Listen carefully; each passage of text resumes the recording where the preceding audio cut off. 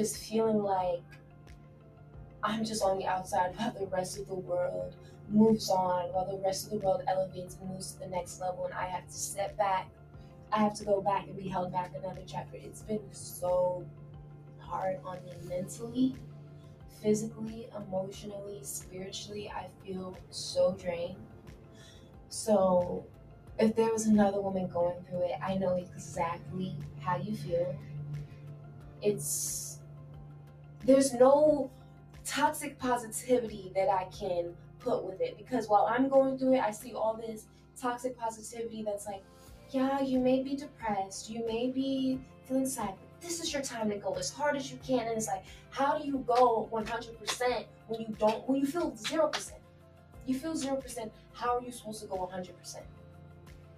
So my advice would be, even if you feel like you're on 1%, use that 1% to try to make a difference. Because one thing is that I like to say is that if I make an effort to change my situation, at least nobody can say that I didn't. At least nobody can say, well, I sat on my ass, I didn't do anything about it, so that's my fault. If I didn't do anything about it and nothing changes, then that's my fault. But if I'm actively trying to change my situation, it's only a matter of time till something changes. So I would say, do not just lay back and accept your defeat. You're not defeated.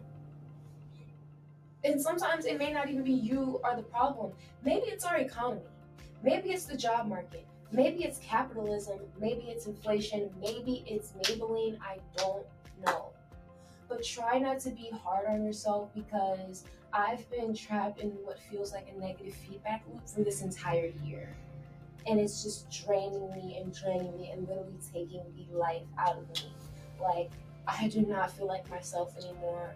I don't feel like the fun, loving, happy-go-lucky person. So what I would like to say is, find community so that you're not bearing this alone. We need help, and we have to open our mouths and ask for that help. I know, especially for Black women, we bear the weight alone. We don't get the help that we need, and we end up suffering in silence because of it. But it's bad for our mental health, it's bad for our physical health, and this is a sign of generational trauma. So we can break those patterns by actually getting the help that we need, whether that be financial assistance, housing assistance, food banks, whatever it is. Don't be afraid to ask for help, because I think that's been my biggest thing this year. I felt like, well, I should have it together.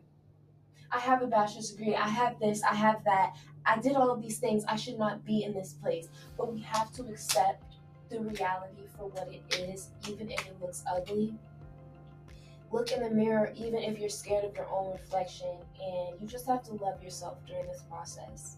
I know it's hard, I know it feels impossible, but this is the human experience. It's not always going to be butterflies, rainbows, and fairy tales, but we do have the power to change our circumstances, or at least make an attempt to create the reality that we desire. So never give up on yourself, and definitely get the help that you need, because things can get better. Thank you.